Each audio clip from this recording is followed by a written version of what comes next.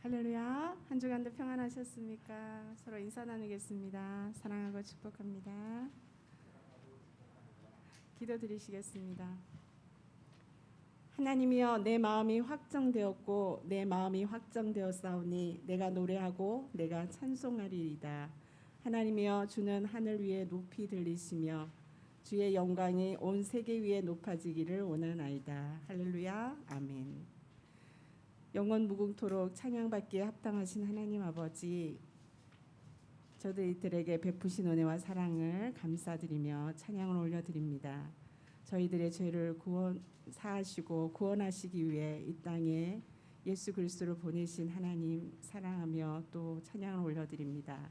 대림절 두 번째 주일 우리가 하나님 앞에 나아갈 때에 신령과 진정으로 예배할 수 있도록 주 성령님 이곳에 오셔서 저희들을 온전히 다스려 주옵소서. 하나님 기뻐 받으시는 예배 되길 원하며 우리 구주 예수님 이름 받들어 기도드렸습니다. 아멘. 저희 주제 찬양 올려드리겠습니다.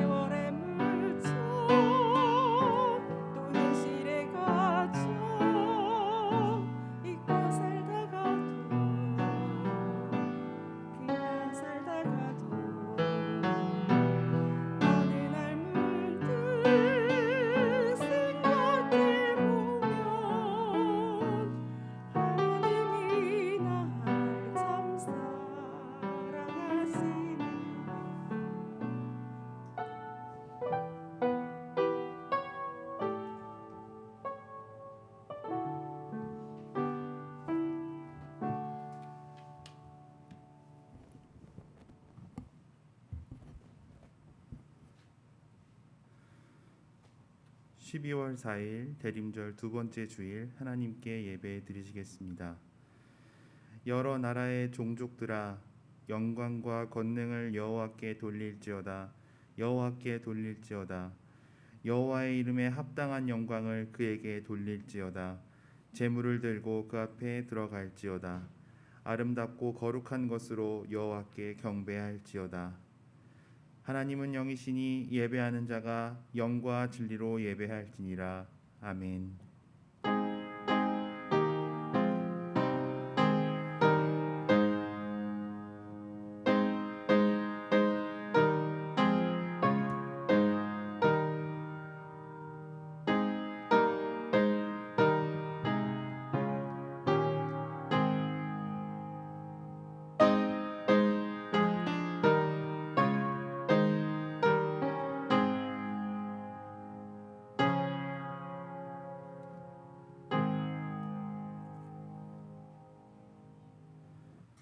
우리의 예배를 기쁘게 받으시는 삼위일체 거룩하신 하나님, 만세전부터 택함을 입고 예수 그리스도의 십자가 보혈로 구원받은 성도들이 거룩한 주일에 성전에 나와 감사와 찬송과 영광을 하나님께 올려드립니다.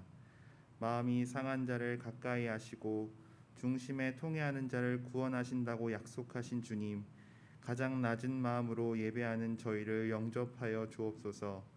예비하신 말씀과 은혜를 충만하게 베풀어 주셔서 사모하는 심령마다 참된 만족을 누리는 예배가 되게 하여 주옵소서. 예수님만 깊이 사모하며 앙망하는 대림절 예배가 되기를 원하오며 예수님의 이름으로 기원하옵나이다. 아멘.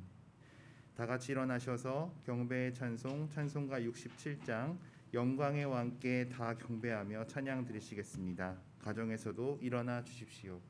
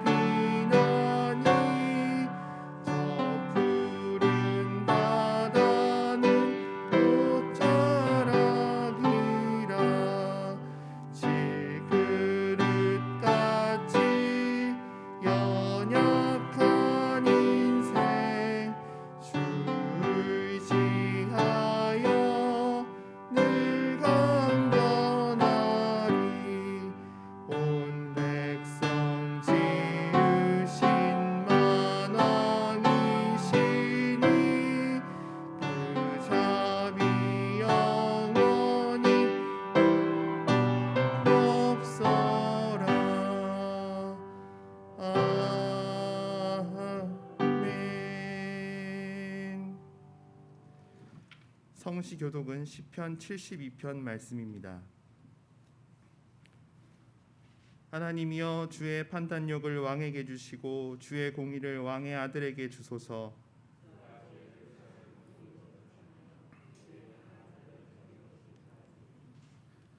의로 말미암아 산들이 백성에게 평강을 주며 작은 산들도 그리하리로다.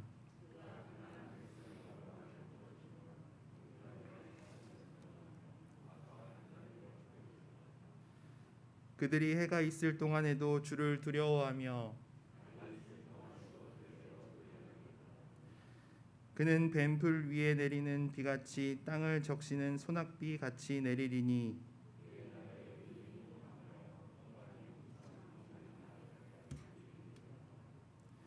홀로 기이한 일들을 행하시는 여호와 하나님 곧 이스라엘의 하나님을 찬송하며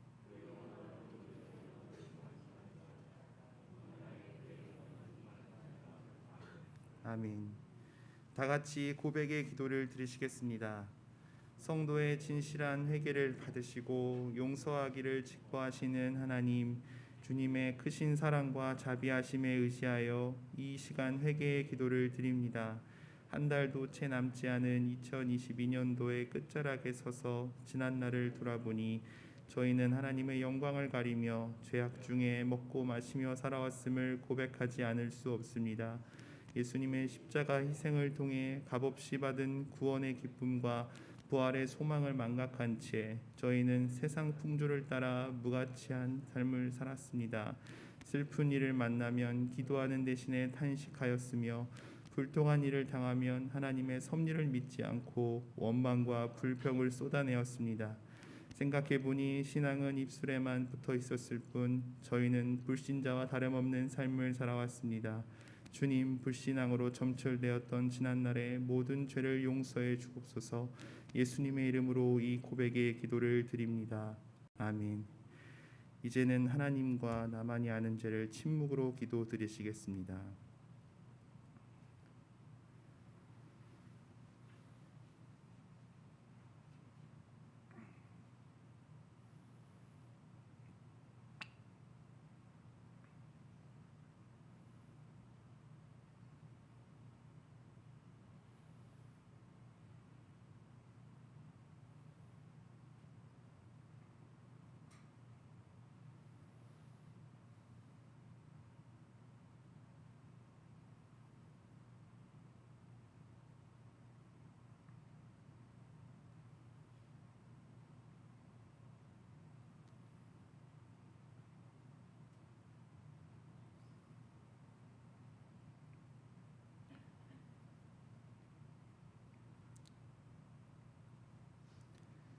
내가 내 허물을 빽빽한 구름같이 내 죄를 안개같이 없이 하였으니 너는 내게로 돌아오라.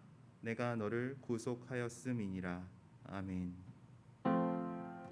성부 성자와 성령 찬송과 영광 돌려보내세. 대초로 지금까지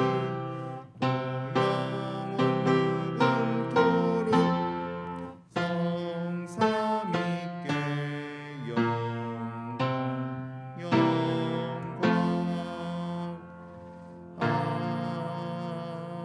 아멘. 나는 전능하신 아버지 하나님 천지의 창조주를 믿습니다. 나는 그의 유일하신 아들 우리 주 예수 그리스도를 믿습니다. 그는 성령으로 잉태되어 동정녀 마리아에게서 나시고 본디오 빌라도에게 고난을 받아 십자가에 못 박혀 죽으시고 장사된 지 사흘 만에 죽은 자 가운데서 다시 살아나셨으며 하늘에 오르시어 전능하신 아버지 하나님 우편에 앉아 계시다가 거기로부터 살아있는 자와 죽은 자를 심판하러 오십니다. 나는 성령을 믿으며 거룩한 공교회와 성도의 교제와 죄를 용서받는 것과 몸의 부활과 영생을 믿습니다. 아멘. 모두 자리에 앉아 주십시오. 양희천 장로님 기도하시겠습니다.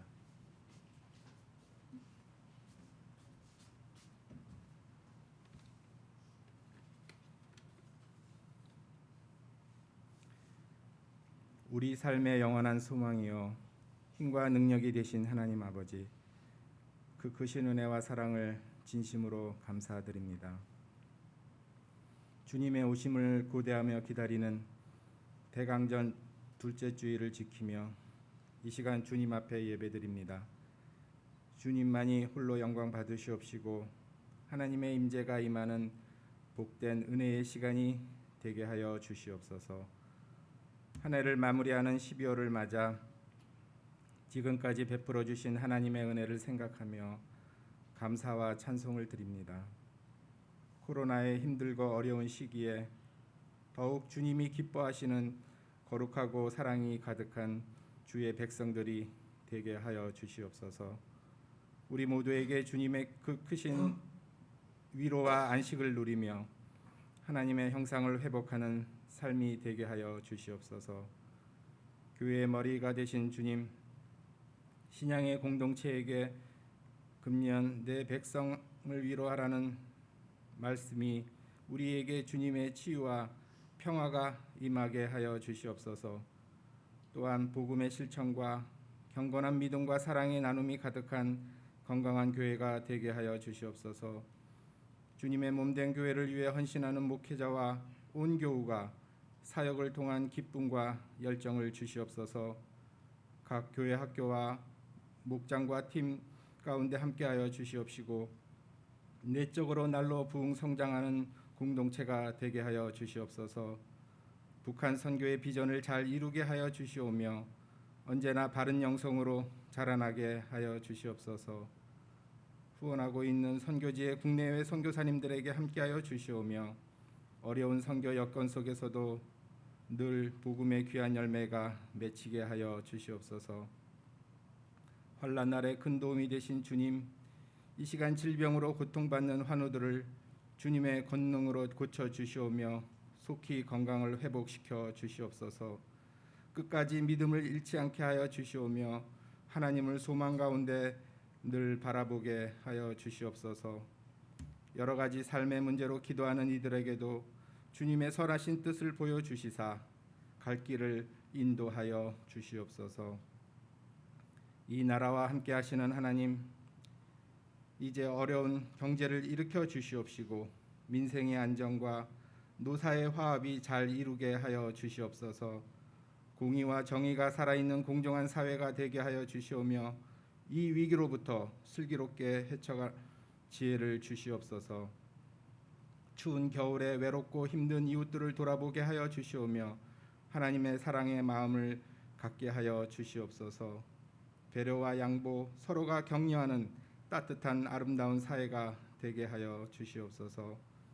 이 시간 하나님의 은혜로운 말씀을 전하시는 목사님에게 성령으로 함께하여 주시오며 우리 모두가 하나님의 귀한 말씀을 마음속에 되새기며 새 힘을 얻어 승리하는 삶을 살게 하여 주시옵소서.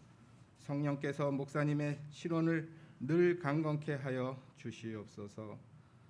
중창단의 아름다운 찬양을 받으시오며 주님께는 영광과 기쁨의 시간이 되게 하여 주시옵소서. 예배를 돕는 여러 헌신의 손길들에게도 주의 은혜로 늘 함께하여 주시옵소서. 이 모든 말씀을 우리를 구원하기 위해 이 땅에 오신 예수님의 이름으로 기도드리오며 지금은 주님이 가르쳐 주신 기도로 기도드리오니 하늘에 계신 우리 아버지, 아버지의 나라가 오게 하시며 아버지의 뜻이 하늘에서와 같이 땅에서도 이루어지게 하소서. 오늘 우리에게 일용할 양식을 주시고 우리가 우리에게 잘못한 사람을 용서하여 준 것 같이 우리 죄를 용서하여 주시고 우리를 시험에 빠지지 않게 하시고 악에서 구하소서. 나라와 권능과 영광이 영원히 아버지의 것입니다. 아멘.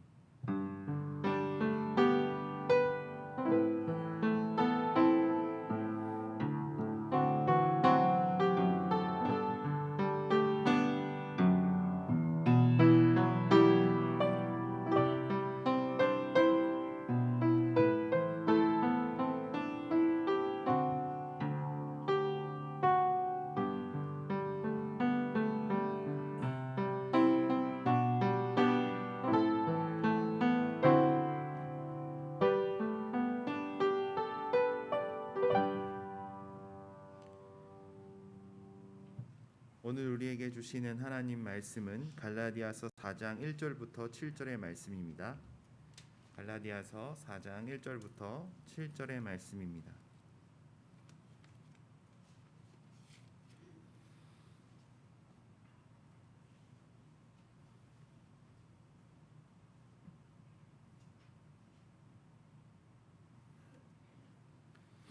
하나님의 말씀을 봉독하겠습니다.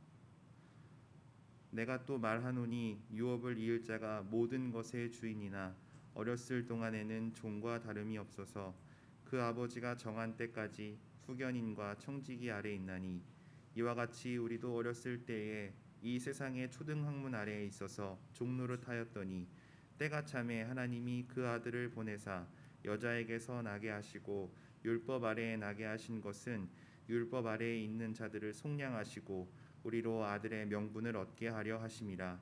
너희가 아들이므로 하나님이 그 아들의 영을 우리 마음 가운데 보내사 아빠 아버지라 부르게 하셨느니라.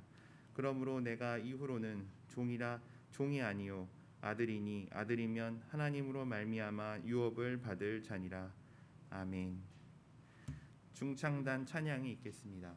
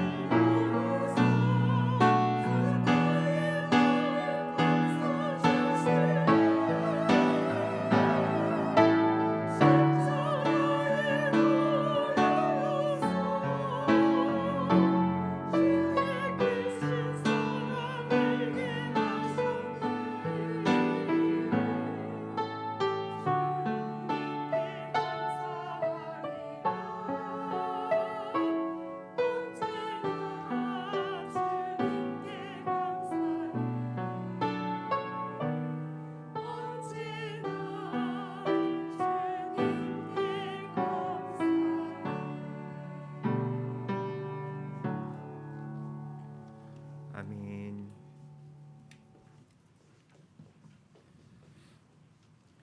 아들의 명분을 얻게 하심이라 라는 제목으로 차정규 목사님께서 말씀 선포하시겠습니다.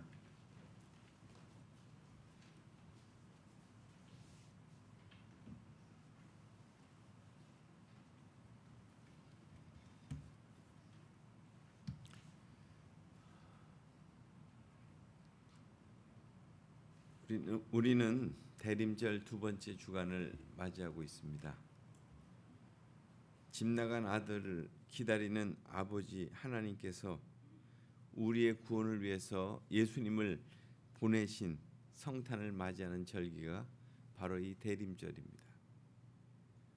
하나님 아버지가 우리를 기다리고 계신다. 이 말씀을 기억하고 산다면 아마 우리의 삶은 소망이 넘쳐날 것입니다. 또 거기서 더 나아가서 우리를 하나님의 자녀로 살게 하신다면 아마 우리의 삶은 기쁨이 더 넘쳐나게 될 것입니다. 우리가 알고 있는 그 탕자의 비유에서 집 나간 그 탕자가 결국 모든 자산을 다 탕진하고 그리고는 돼지 키우는 집에 가서 거기에서 쥐염 열매를 먹으면서 생각해낸 것은 자기의 실존이었잖아요. 내 아버지 집에는 먹을 것이 풍족한데 나는 여기서 줄여 죽는다. 그래서 차라리 내 아버지 집에 가서 일꾼으로 써달라고 해야지 하면서 거기서 일어나 길을 떠나게 됩니다. 그러나 탕자의 아버지는 그 아들을 품꾼으로 쓴 것이 아니었죠. 자신의 아들로 다시 삼아 주셨습니다. 그의 신분과 처지를 다 회복시켜 주셨습니다. 그러니까 하나님 아버지는 바로 우리에게 그와 같은 분이시다 하는 거예요. 우리가 계속 읽어가고 있는 이 갈라디아서는 우리의 존재 가치가 바로 이 같은 모습으로 달라져 있다는 것을 기억하라는 것이죠. 이제 하나님의 자녀다. 하나님의 아들이다. 하나님의 딸이다. 그러니까 그것을 믿음으로 여전히 받아들이지 못하는 이들은 결국 자신들의 어떤 노력과 공로로서 그 당시에 그 필요를 채우기 위해서 우리가 율법을 준수해야 된다. 절기를 지켜야 된다. 할례를 받아야 된다 하는 것을 계속 강조했던 것입니다. 이미 하나님의 자녀가 되었음에도 그것을 깨닫지 못하는 그 이들을 결국 하나님을 아버지라고 부를 수 없었다는 거예요. 그렇다면 여러분들은 이미 그 말씀을 익히 듣고 있고 또 오늘도 또 그런 말씀 가운데 있는 여러분들은 정말 하나님을 진정 여러분의 아버지로 그렇게 부르고 계십니까? 오늘 말씀을 보면 내가 또 말하노니 지금 바울이 또 반복해서 또 하는 얘기입니다. 예수님의 오심으로 인해서 율법의 구속으로부터 자유케 되었다는 것을 또다시 말해주고 있다는 거예요. 내가 또 말하노니 바울은 율법 아래 있는 상태에서 믿음으로 말미암아 의롭게 된 그런 변화를 받은 사람들은 마치 보호를 받는 유아기로부터 이제 스스로의 어떤 선택과 자유를 가진 성년으로 어른으로 변화됐다. 지금 그렇게 얘기하는 거죠. 더 이상의 어떤 유아가 아니고 이제는 어른으로서 그렇게 살아가게 되었다 이런 말씀이죠. 그러면서 어렸을 동안에는 그러니까 기독교의 진리가 참으로 그것을 충분히 감당할 수 없기 때문에 젖을 먹는 그런 연약한 자들이었다면 이제 더 이상의 이제 어렸었을 때의 그 상황을 벗어나게 됐다. 이제 이런 거죠. 그래서 이스라엘은 지금도 마찬가지로 12세까지는 미성년이라고 합니다. 그리고 13세부터는 성년식을 해요. 우리는 19살에 성년식을 하든가 그렇죠? 그럴 때 물론 미성년으로 취급은 되는데 12세까지는 그러나 재산을 소유할 수 있었고 그러나 재산권을 행사할 수는 없는 뭐 종과 다를 바가 없었죠. 12세까지는. 그런데 오늘 말씀해 보면 그 아버지가 정한 때까지 그러니까 이것은 로마 시대, 그 당시에 로마가 지배하고 있었으니까 관습법상 미성년자는 14세까지 그의 아버지의 그가 인정한 후견인 아래 있었다는 거예요. 그리고 재산권은 25세가 될 때까지 청지기가 대신 관리를 해주었다는 거죠. 아마도 아들이 성년이 되는 것은 아버지의 재량권에 의해서 달렸다 이렇게 볼 수 있습니다. 그러니까 로마의 아이들은 매년 3월 17일 그때가 되면 리베랄리아라고 하는 가족 축제를 하면서 결국 거기에서 공식적으로 이제 성년식을 하면서 아버지에 의해서 아들로 인정되고 또 상속자로 그렇게 받아들여지는 그런 의식을 취했습니다. 그러니까 이것들을 근거로 해서 본다면 이 바울이 언급하고 있는 아버지가 정한 때까지 후견인과 청지기 아래에 있다고 하는 것은 로마의 관습에 의거해서 그렇게 가리키는 것이 분명한 것 같습니다. 그러니까 바울이 비유한 이 논리 속에 우리는 율법의 어떤 종된 상태에서 결국 믿음으로 자유자가 되는 것은 그 작정한 때를 따라서 하나님의 어떤 주권적인 의지에 의해서 이루어지는 것이다. 하나님 아버지에 의해서 이루어지는 것이다 하는 것이죠. 그래서 오늘 여기 후견인과 청지기에 대한 얘기, 그것은 보호자를 얘기하는 거죠. 그러니까 아이를 책임지는 자, 또 후견인으로는 결국 그 아이가 그 받은 재산의 어떤 가문의 그 모든 것들을 관리하는 자, 그런 사람들이 바로 후견인과 청지기였다는 것입니다. 그리고 또한 바울이 우리가 계속 알고 있는 뭐 초등교사다, 몽학 선생이다 하는 것은 결국 법률적인 지위를 그런 가진 직책을 가진 사람들로서 결국 율법 아래 아직 우리가 놓여져 있다. 이것을 계속 강조하기 위해서 우리가 몽학 선생 아래 있다. 이것을 지금 얘기하는 거예요. 율법 아래 있다는 얘기를 결국 초등교사 아래 있다는 얘기를 그렇게 표현하는 거죠. 그래서 유대주의자들은 그 당시 갈라디아 교회의 유대주의자들은 스스로 하나님의 자녀라고 생각했을지라도 그들은 철저히 어떤 면에서 본다면 율법의 그 청지기와 후견인들에 의해서 매인자들이다 이렇게 얘기하는 거예요. 그래서 참된 자유를 얻지 못하는 자들이다 이렇게 말씀하고 있는 거죠. 그래서 그들은 마치 초보적인 어떤 종교적인 지식의 어떤 미숙한 단계에 있는 초등학문 아래 있는 자들이다 이런 얘기였습니다. 그래서 바울은 이처럼 그 당시에 무슨 뭐 기독교의 진리도 있었지만 그 점성술이 많이 발달됐잖아요. 천체에 대한 숭배가 있었고 또 많은 우상 숭배들이 있었습니다.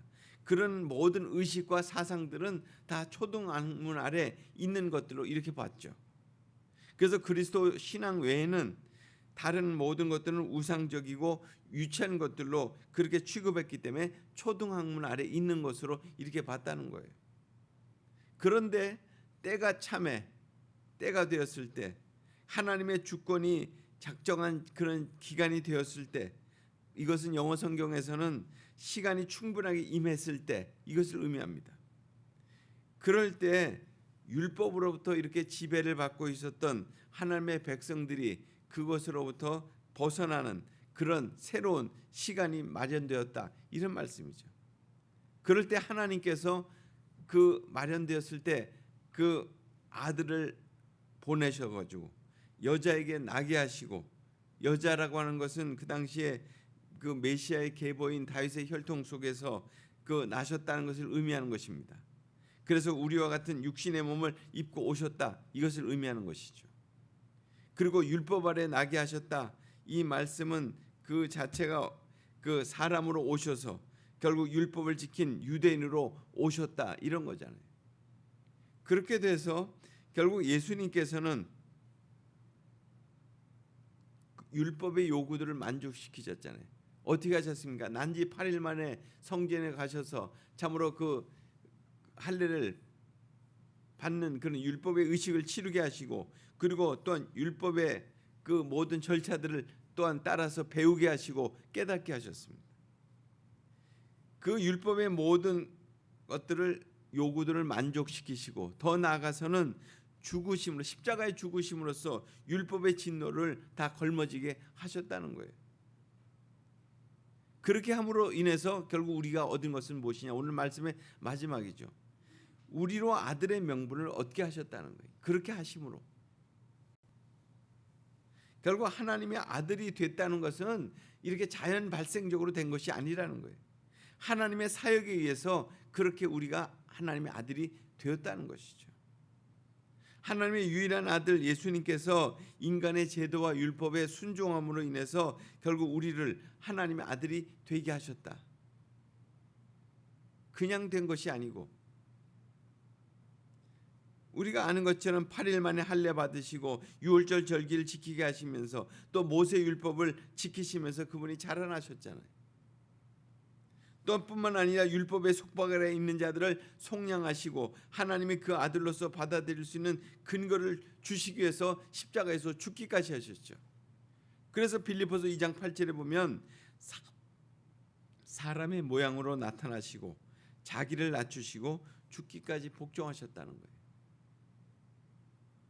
이제 우리가 하나님의 아들됨을 확신할 수 있는 것은 그리스도의 영이 그것을 증거하기 때문에 하나님의 영이 그리스도의 영으로서 성령으로서 우리에게 그것이 증거되었기 때문에 마가의 다락방의 오순절에 그것이 역사하셨기 때문에 결국 우리로 하나님의 양자됨이 참으로 이렇게 우리가 경험케 되었다 하는 것입니다.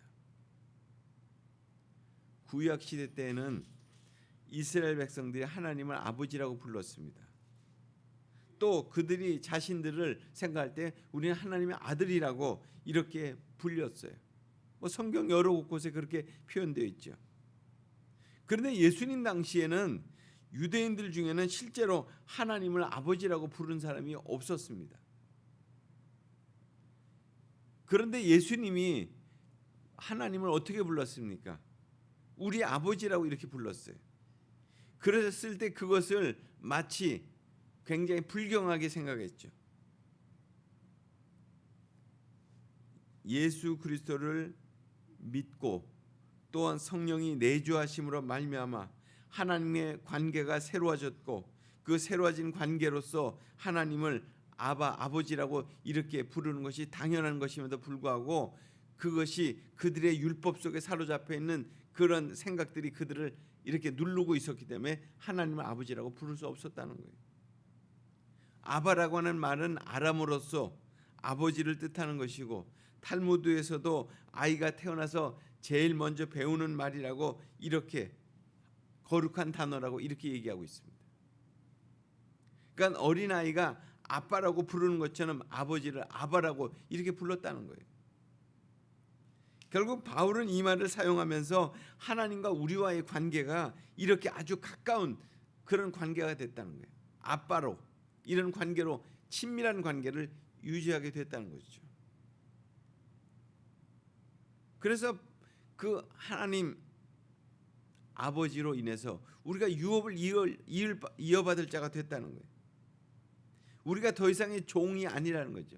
종은 관리하는 사람이고 그것을 돌보는 사람이고 그 책임을 맡은 사람이지만 이 아들은 그 모든 권한을 부여받고 그것을 누릴 수 있는 사람이 바로 이 유업을 이을 자 아들이라는 것이거든요. 그래서 바로 바울은 이런 표현을 통해서 자신과 모든 이들이 양자됨을 통해서 자신의 공로나 행위에 의해서 된 것이 아니라 하나님의 사역의 결과로 우리가 결국 유업을 이어받을 아들이 됐다는 것이죠. 그래서 오늘 참 하나님께서 우리에게 아들의 명분을 얻게 하시기 위해서 하신 일들이 있습니다. 오늘의 본문은 그것을 우리에게 세 가지로 소개하고 있는데요. 첫 번째로는 때가 참에 아들을 보내주셨다는 거예요. 그러니까 기독교인의 역사관이 독특하다고 한다면 그것은 예수님이 종말의 도래자 또 종말의 성취자로 오신다는 거잖아요. 예수님이 다시 오시는 것은 바로 그 이전의 모든 역사와 계시의 활동은 결국 예수님 안에서 완성된다고 하는 것을 그런 역사관을 우리가 갖고 있습니다. 결국 예수님의 이름 안에 모든 역사가 통일되어진다 이것이죠. 이와 같이 예수님의 때가 될 때 예수님은 이 땅에 오신다는 거예요. 예수님은 율법 아래 태어나셨고 율법 아래 태어나신 것은 결국 예수 그리스도가 오심이 옛 언약의 어떤 성취이지만은 결국 사도 바울은 율법을 지켜야 될 어떤 인간의 책임과 그 모든 것과 더불어서 죄인들을 구속하기 위해서 율법 아래에서 율법의 결국 진노를 받고 결국 율법의 완성자로서 예수님이 오셨다는 거죠. 신명기 21장 23절을 보면 나무에 달린 자의 저주가 예수 그리스도에게 적용되었다는 것은 오늘 갈라디아서의 3장 13절 말씀과 이렇게 상통하고 있습니다. 죄는 없으시지만 죄 있는 인간의 육체를 입고 죄 있는 인간들의 모습과 동일한 모습으로 이 땅에 오셔서 죄 아래에 있는 인간들을 대속하셨다는 거예요. 그렇게 됨으로 인해서 우리가 구속을 얻었다는 거잖아요.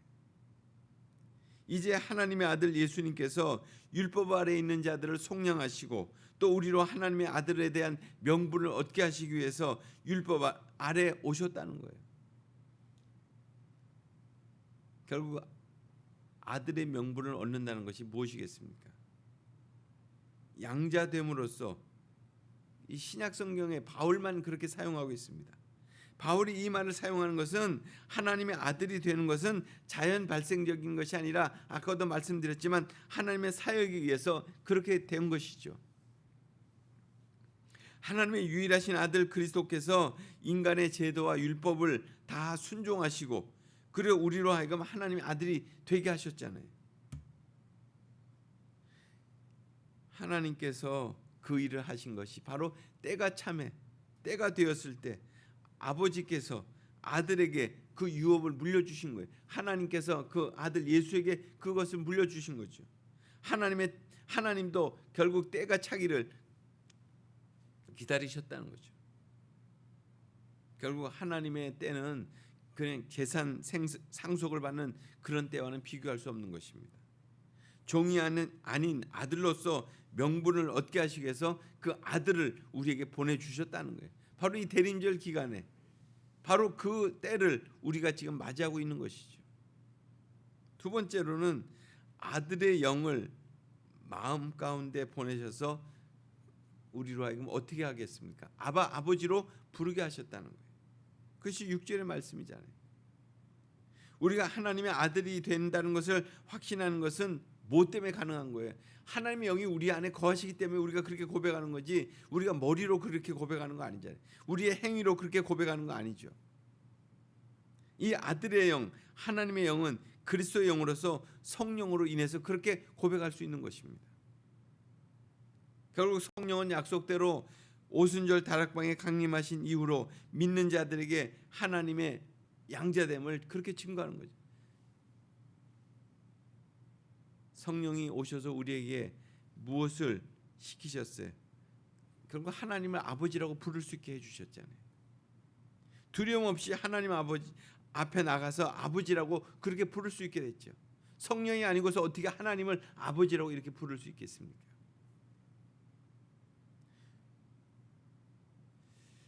아이들이 제일 먼저 배우는 말이 엄마 아빠라는 말이잖아요. 아바라고 하는 표현도 역시 아빠라고 부르는 것처럼 아버지를 친근감 있게 부르는 호칭이에요.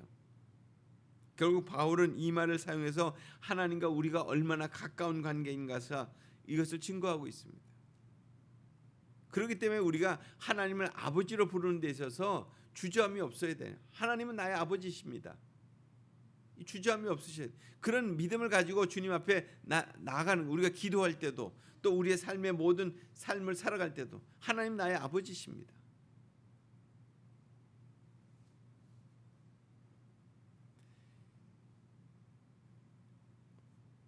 고양이에 대한 두려움이 있었던 그런 쥐가 한 마리 있었습니다.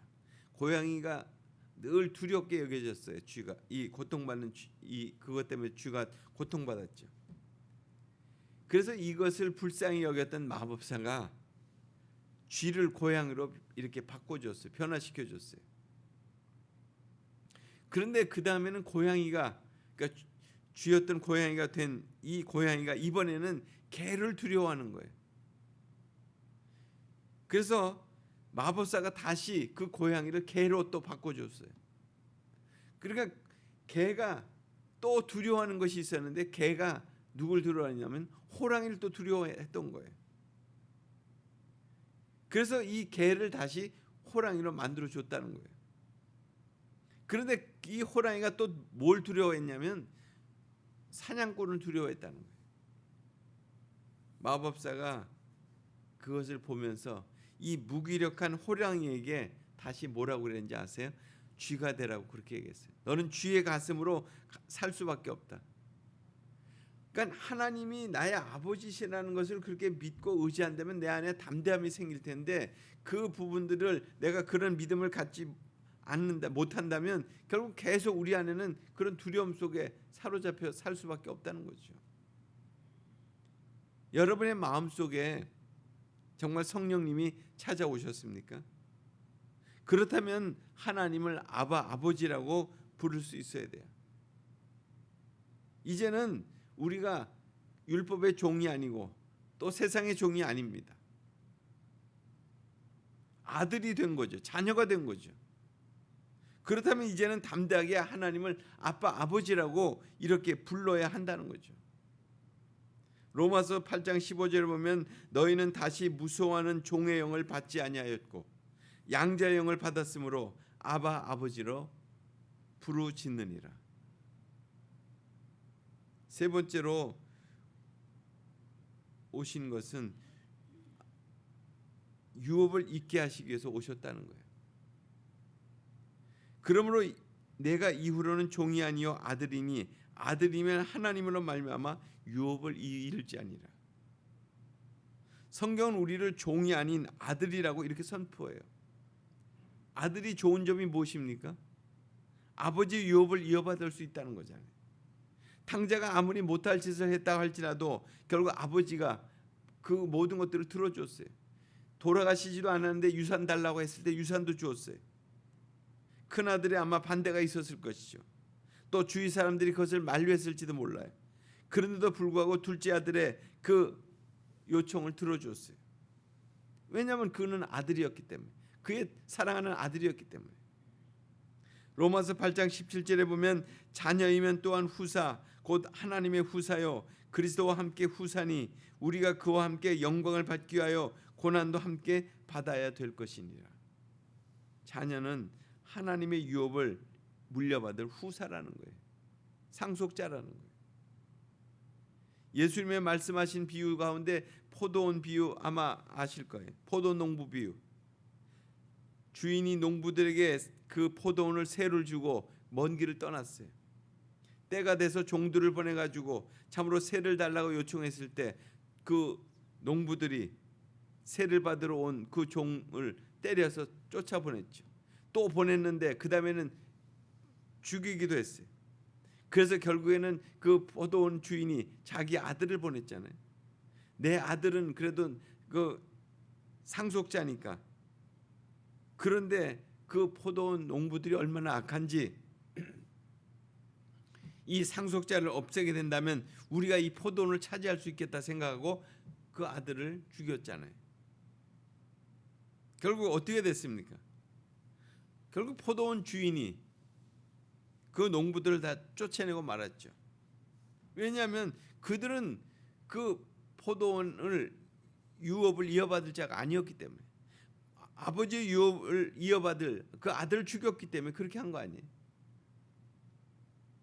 유업을 이을 자라고 하는 것은 상속자, 후사라는 뜻입니다.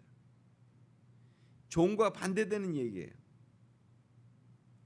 하나님 나라의 백성들이 누리는 그 축복을 소유한 자, 그게 바로 유업을 이을 자고 아들이라는 거예요. 자녀라는 거죠. 갈라디아 교인들은 성령의 내적인 증거로 말미암아서 하나님 나라에 속해 있는 특권을 소유하게 된 자들이다. 지금 바울이 그것을 계속 강조하고 오늘 우리가 그 믿음을 갖게 되기를 지금 말씀하고 있는 것입니다. 우리가 어떻게 유업을 이을 자가 되느냐는 거예요. 하나님으로 말미암아, 또 다른 곳에서는 믿음으로 말미암아 그 약속으로 말미암아 그리스도 예수 안에서 그렇게 됐다는 거예요. 우리가 바울은 이런 표현을 통해서 이 글을 읽고 있는 갈라디아서를 읽고 있는 독자들로 하여금 양자된 것이 너희들의 행위나 공로에 의해서 된 것이 아니고 하나님의 은혜의 결과라 이것을 다시 한번 일깨워주고 있습니다. 이처럼 우리가 하나님의 자녀가 된 것은 결국 주님의 은혜로 된 것이에요. 이제는 우리가 그것을 깨닫고 그것을 누리는 삶을 살면 되는 거죠. 우리를 살게 하는 원동력 그것이 하나님의 은혜예요. 나의 나 된 것이 주님의 은혜라는 것이죠. 나의 삶의 모든 문제를 결국 그러니까 내가 걸머지는 것이 아니고 내가 그걸 애달바하는 것이 아니고 그분께 맡겨드리면 되는 거예요. 이제 대림절 두 번째 주간을 맞으면서 주님과 더 친밀해지기 위해서 기도하시기 바랍니다. 하나님이 우리를 사랑하셔서 자신의 독생자를 우리 위해 보내주셨잖아요. 그분이 우리의 삶의 모든 것을 주관하고 계시는데 그분께 맡겨드리지 못할 것이 무엇이 있겠습니까? 지난 목요일에요. 오랫동안 보지 못했던 이번에 그 권사로 추대된 홍한수 권사님의 장녀 김미영 사모를 만났습니다. 뭐 여기서 결혼을 하고 그러니까 청소년기로부터 시작해서 결국 결혼을 하고 또 이제 남편 목사와 함께 결국 그 목회 사역을 하게 됐는데 뭐 남편 목사는 가끔 이제 전화를 해서 교회 문제에 대한 것들을 가지고 통화한 적이 있었는데 그 김미영 사모는 사실 오랜만에 결국 대면을 했죠. 식사를 하는 동안에 자기의 교회 사역을 쭉 얘기하면서 어려움들을 이렇게 들려주었습니다. 지금은 이제 영주에서 그 목회를 하고 있는데 참 쉽지 않았다는 얘기죠. 또 담임 목사 사역한 지가 이제 한 3년 남짓 됐어요. 많은 훈련의 시간을 지금 보내고 있는 거예요. 사실 요번에 이제 들은 얘기였는데 참 불교 아주 골수 집안에서 참 믿음 생활을 이제 시작해가지고 참 목사의 사모가 되기까지 또 그 동생은 또 선교사가 됐습니다. 선교사의 삶을 살기까지 그 두 자매의 이야기를 요번에 쭉 듣게 됐습니다. 결국 이 이야기를 들으면서 제 마음속에 드는 생각은 결국 이들을 하나님이 이렇게 다루어 오셨구나, 하나님이 하셨구나 이런 생각이 드는 거예요. 참 하나님의 자녀가 되었기 때문에 이 같은 삶을 살아올 수 있었구나 이런 생각이 들었습니다. 물론 그들의 어머니 그 홍 권사님도 남편을 사별한 후에 참 이렇게 그러니까 서울로 올라와서 분식집을 하면서 참 믿음의 가게를 세울 수 있었던 거, 참 두 딸을 데리고 참 흔들림 없이 그 삶을 이렇게 꿋꿋이 세워올 수 있었던 것이 하나님이 하신 일들이었다. 결국 그 모녀가 이렇게 그날 얘기를 이렇게 쭉 하시는데 참 하나님이 하신 일이 정말 놀랍다는, 어떻게 정말 온 집안이 다 불교 집안이고 다 아주 골수 집안이었는데 거기서 이렇게 하나님이 그들을 끄집어내서 그렇게 목사의 사모로 선교사로 이렇게 참 그들을 이렇게 독립적인 믿음의 삶을 살게 하셨을까? 결국 누구든지 하나님의 자녀가 된 자들은 결국 그런 축복을 받게 될 거다. 그런 어떤 이렇게 증인들을 만난 거예요. 결국 우리의 삶도 내가 하나님의 자녀라고 하는 것, 내가 하나님의 자녀된 삶을 내가 그것을 내 안의 정체성을 분명히 갖고 산다면 오늘 이 대림절기를 통해서 다시 한번 그것을 내 마음속에 다시금 새기기 시작한다면 우리의 삶은 또 하나님이 이끄시는 그런 은혜의 길, 축복의 길로 또다시 나아가게 될 것입니다. 그런 은혜를 우리 모두가 다 같이 누리게 되는 이 대림절 기간이 되시기를 바랍니다. 같이 기도하겠습니다. 하나님 아버지, 참 오늘도 말씀을 통해서 우리의 삶이 하나님의 자녀로서 그렇게 명분을 얻게 된 것이 하나님이 하신 그 사역이었음을 저희가 다시 한번 깨닫습니다. 내 삶의 그 모든 것들은 하나님이 친히 간섭하시고 주장하시고 이끄셨기에 오늘 여기까지 왔고 또 앞으로의 삶도 그렇게 살게 될 것이라는 것을 고백합니다. 하나님, 이 믿음으로 하나님 매 순간마다 하나님 흔들리지 않고 하나님의 자녀로서의 그 길을 걸어갈 수 있도록 도와주시옵소서. 예수님 이름으로 기도드리옵나이다. 아멘.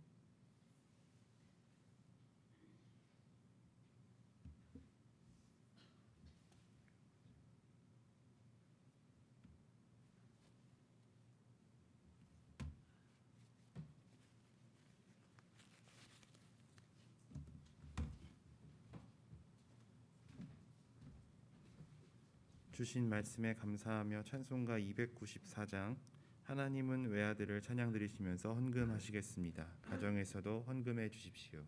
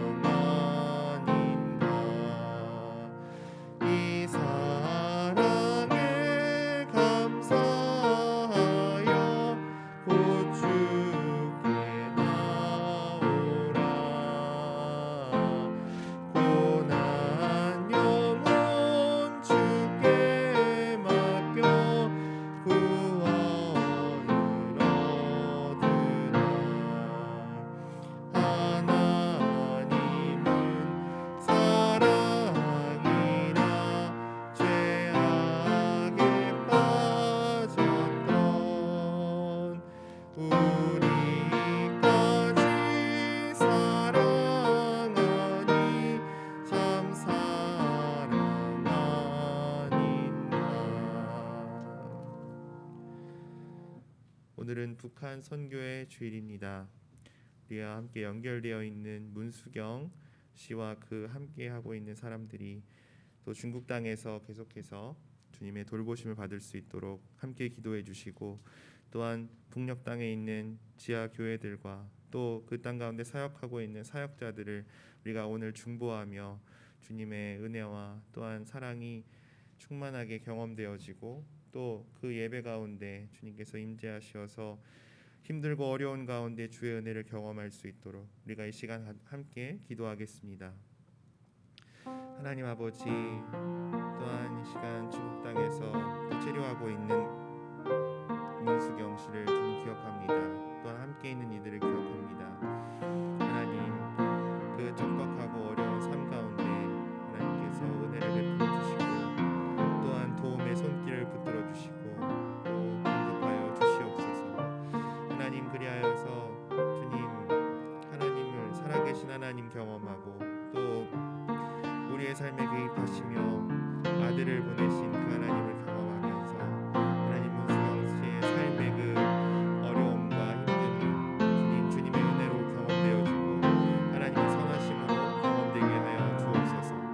하나님, 또한 북녘 땅에 있는 지하 교회들과 또 함께 사역하고 있는 사역자들을 기억합니다. 하나님, 오늘도 그들의 안전을 지켜주시고, 또한 그들이 고백하고 또 부르짖는 가운데 하나님 임재하여 주시고 역사하여 주시어서 하나님 아빠 아버지로 그들이 하나님을 더욱 경험하며 하나님 북녘 땅의 그 삶을 이어갈 수 있도록, 신앙을 이어갈 수 있도록, 믿음의 고백들과 또 삶의 신천을 이어갈 수 있도록 하나님 그 삶을 붙드시고, 또 그 모든 사역들 가운데 주님 함께하여 주시옵소서.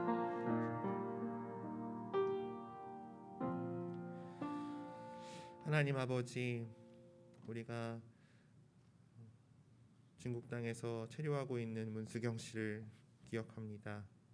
주님께서 이제까지 돌봄의 손길로 인도하셨는데, 주님 앞으로도 우리의 아빠 아버지가 되시는 그 하나님께서 문수경 씨를 주님께서 돌보시고, 또 척박하고 낯선 땅입니다. 하나님, 좋은 사람들을 만날 수 있도록, 그래서 그 체류하는 삶을 이어갈 수 있도록 하나님께서 인도하시고 붙들어 주시옵소서.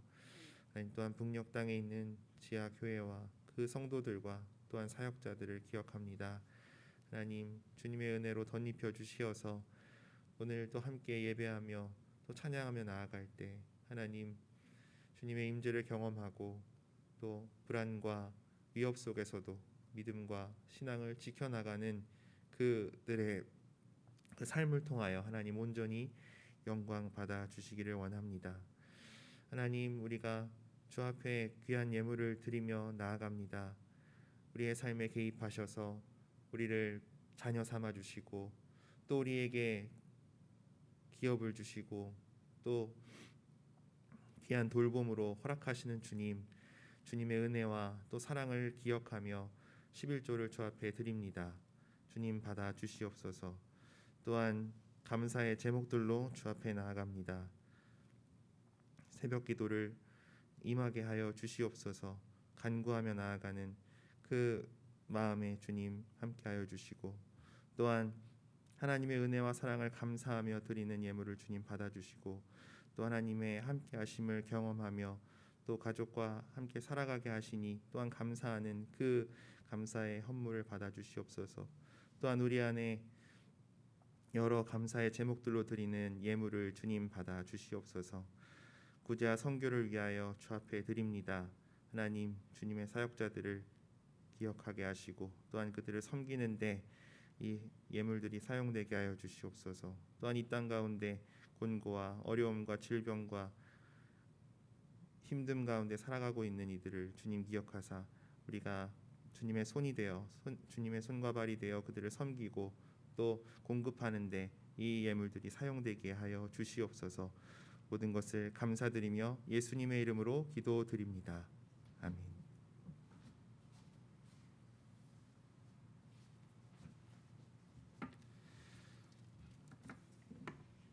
다 같이 일어나셔서 별단의 찬송가 431장 주 안의 기쁨 있네 찬양 드리시겠습니다. 가정에서도 일어나 주십시오.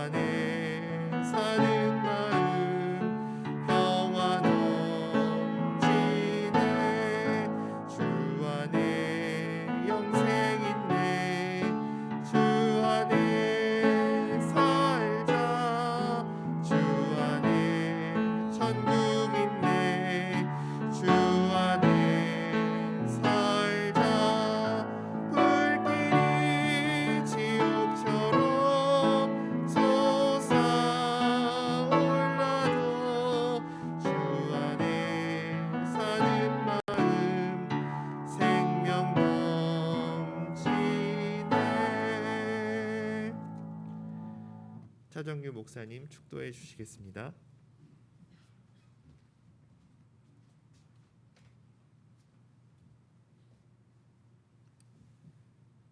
지금은 우리에게 생명과 구원의 은총을 베푸시는 우리 주 예수 그리스도의 은혜와 우리가 한없는 사랑을 날마다 덧입히시는 하나님 아버지의 극진하신 사랑하심과 대림절 두 번째 주간을 맞이해서 우리로 하나님의 자녀 되는 것을 늘 잊지 않도록 우리의 삶을 일깨우시는 성령님의 도우심이 오늘도 주님 앞에 나와 예배하는 하나님의 백성들과 또한 저들의 가정과 저들의 일터와 그리고 이 나라와 이 민족 위에 지금부터 영원까지 함께하여 주시기를 간절히 축원하옵나이다.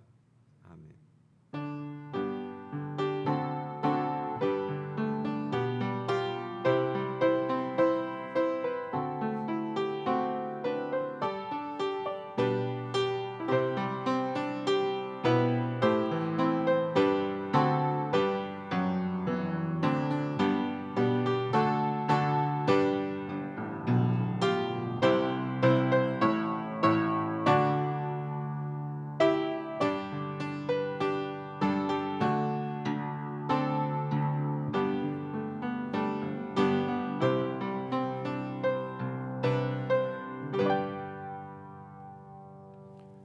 옆 사람과 인사하겠습니다. 하나님의 자녀로 살겠습니다. 하나님의 자녀로 살겠습니다. 자리에 앉아 주시기 바랍니다. 신양교회에 오신 여러분 환영합니다. 처음 교회에 방문하신 분은 교회 소개와 안내를 해드리겠습니다. 또한 교회 등록을 원하시는 분들은 등록 카드를 작성하여서 교육자나 참사랑팀에 제출하여 주시기를 바랍니다. 예배 안내와 모임 안내는 주보를 참조해 주시기를 바랍니다. 오늘은 북한 선교회 주일입니다. 오늘 오후 6시에는 2023년도 정책당의 두 번째로 이어집니다. 또 그간의 건의사항이나 의견이 있으신 분들께서는 두 분 장로님께 말씀해 주시기를 바랍니다. 내년도 예산안 제출이 오늘까지 이루어져야 합니다. 재정팀으로 제출해 주시기를 바랍니다. 매일 성경 2023년 정기 구독 사항을 갱신하려고 합니다. 입장하실 때 입구에 그 테이블에 제가 문서를 두었습니다. 그래서 기존에 정기 구독 하시던 분들께서 이제 연장 혹은 변경 신청을 해주시고 또 올해 새로 시작하고자 하시는 분들께서는 신규 작성을 해주시면 됩니다. 성교관 1층에 다과와 차가 준비되어 있습니다. 일부 예배 후에 참석하시어서 함께 교제하시기를 바랍니다. 사랑의 나눔 행사가 예정되어 있습니다. 12월 10일 토요일 오전 9시에 나눔센터 그리고 온누리 허브팀 그리고 삼성동 주민센터에서 함께 이 동네에 있는 또 무허가촌 무당촌에 또 물품을 나누는 그런 행사입니다. 기도해 주시고 모든 그 일정들 속에서 안전하게 잘 진행될 수 있도록 그렇게 중보해 주시기를 바랍니다. 교우 동정입니다. 이명숙 권사님, 주기심 교우님, 문영순 교우님, 엄명순 교우님 요양원에 입소해 계십니다. 또한 손순옥 교우님과 조정환 집사님 요양병원에 입원해 계십니다. 김혜남 권사님 국립중앙의료원에 입원해 계십니다. 추운 겨울날에도 주님의 치료와 또 따뜻한 손길이 계속 이어질 수 있도록 기도해 주시기를 바랍니다. 12월 암송 구절의 말씀을 함께 암송하겠습니다. 갈라디아서 4장 6절의 말씀입니다. 너희가 아들임으로 하나님이 그 아들의 영을 우리 마음 가운데 보내사 아빠 아버지라 부르게 하셨느니라. 갈라디아서 4장 6절 말씀. 아멘. 주제 찬양하며 세상으로 파송하겠습니다.